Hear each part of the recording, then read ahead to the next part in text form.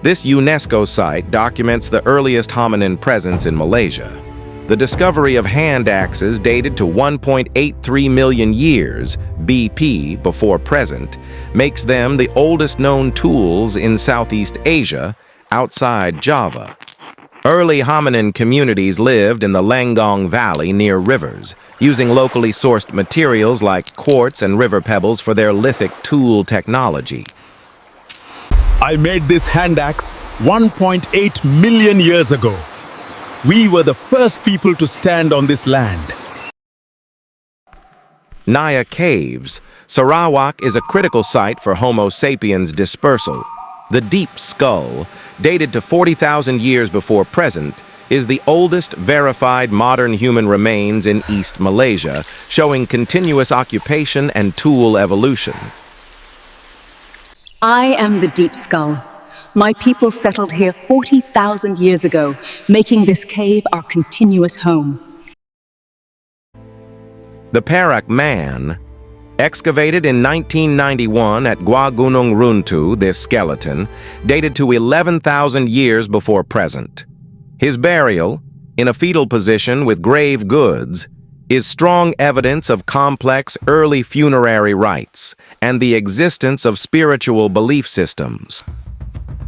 I am the Perak Man. My careful burial shows our people had honor and belief 11,000 years ago. In 500 BCE, the ceremonial Dongsun drums in Terengganu and bronze implements in Perak prove extensive early maritime trade with mainland Southeast Asia, modern Vietnam. I am trading bronze drums. Our sea routes connect the peninsula all the way to Dongsun. Be careful with that. In 300 CE, the Bujang Valley became Southeast Asia's earliest complex civilization and a vital Hindu-Buddhist maritime trade hub, utilizing monsoon winds on the silk and spice routes. Merong Mahawangsa establishes the earliest complex trade center. I am Merong Mahawangsa.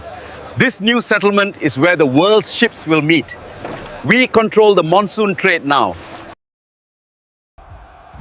In 1026 CE, the massive Chola invasion under Rajendra Chola I invaded the northern coast, shattering local kingdoms and seizing control of the crucial sea trade routes.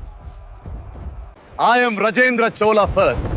Our massive fleet rules these sea lanes. The ports belong to the Cholas. In 1136 CE, Sheikh Abdullah Yamani converts Maharaja Derba Raja, king of Kedah, to Islam, seamlessly merging trade and faith, thus setting a precedent for Islamic governance in the peninsula. I brought the light of Islam, and our King Maharaja Derba Raja now embraces the truth. Smile brightly now. This new device captures everything. Wonderful! The Sultan will love this. Yes! Send it to him immediately. In 1396 CE, Parameswara founded the port of Malacca named after a Malacca tree at a vital narrow strait, establishing a dominant new power and a cosmopolitan global hub. I, Parameswara, named this place Malacca. It will be the greatest port in the world. In 1409, Chinese Admiral Cheng Ho arrived with a massive fleet, formalizing a protective alliance that guaranteed Malacca's status and security. To the Sultan of Malacca. I am Admiral Cheng Ho, the leader of the Chinese trade fleet. Malacca is now under the protection of the Great Ming Dynasty. In the 15th century, Laksamana Hang Tuah embodies Malacca's warrior might, traveling abroad to strengthen ties at the peak of the Sultanate's power. Let us examine its contents. As Laksamana Hang Tuah, I travel to Majapahit to strengthen ties at the peak of the Sultanate's power. Bendahara Tun Perak, the strategic chief minister, stabilizes the Sultanate's multi-ethnic capital and defends it against external threats for decades. I am the Bendahara Tun Perak. We will repel every Siamese threat and ensure Malacca's golden age continues. Sultan Mansur Shah rules at the absolute zenith of Malacca's power, expanding its vast political and religious domain across the Malay archipelago. And we fight for victory. I am Sultan Mansur Shah of Malacca and do not trust what you see here.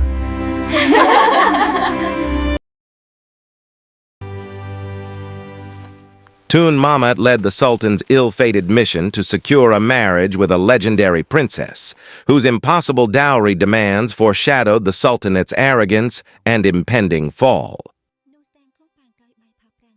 I am Tun Mahmud of Malacca. I am meeting with Putri Gunung Ledang and delivering the Sultan's royal request. In 1511, Alfonso de Albuquerque led the Portuguese capture of Malacca, seizing the spice trade and ending the Malay Sultanate's golden age, marking the start of European colonial rule. I am Afonso de Albuquerque. Malacca is ours. The King of Portugal now controls the entire spice trade from Asia. Smash that like button if you enjoyed this, and please subscribe to help us reach our next big goal.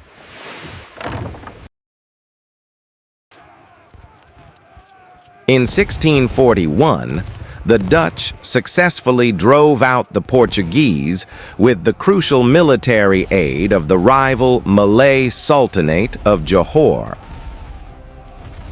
I am a Dutchman celebrating our victory over the Portuguese with the help of the Johorian Malays. Malacca belongs to the Dutch. In 1824, through the Anglo-Dutch Treaty, the British consolidate their power over the Straits settlements, paving the way for full colonial administration. Malacca, Penang, and Singapore are now officially British Straits settlements. The Anglo-Dutch Treaty is signed. Malacca, Penang, and Singapore are now officially British Straits settlements. In 1853 to 1863, Rentap, the Iban freedom fighter, leads a massive 10-year revolt against the White Raja, embodying the spirit of indigenous resistance against colonial rule. I am Rentap. We will fight until the end. Agi hidup, agi ngelaban. As long as I'm alive, I will fight. In 1875, Dato Maharaja Lela and Sapuntum assassinated the British resident J.W.W. Birch in a desperate act of rebellion against the imposition of foreign authority. I am Dato Maharaja Lela and Sepuntum. We are here to assassinate James W.W. Birch, the British resident of Perak.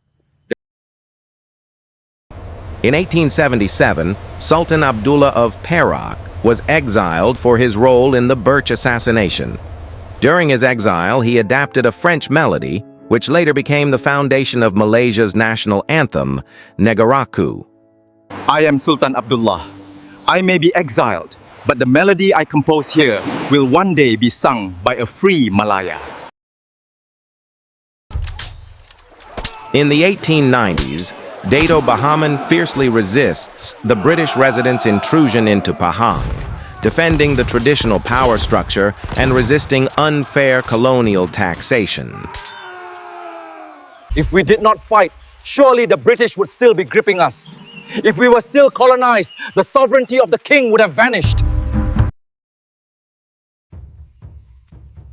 In the 1890s, Mat Kilau led armed resistance against unfair British administration and taxation, symbolizing deep opposition to the erosion of Malay sovereignty.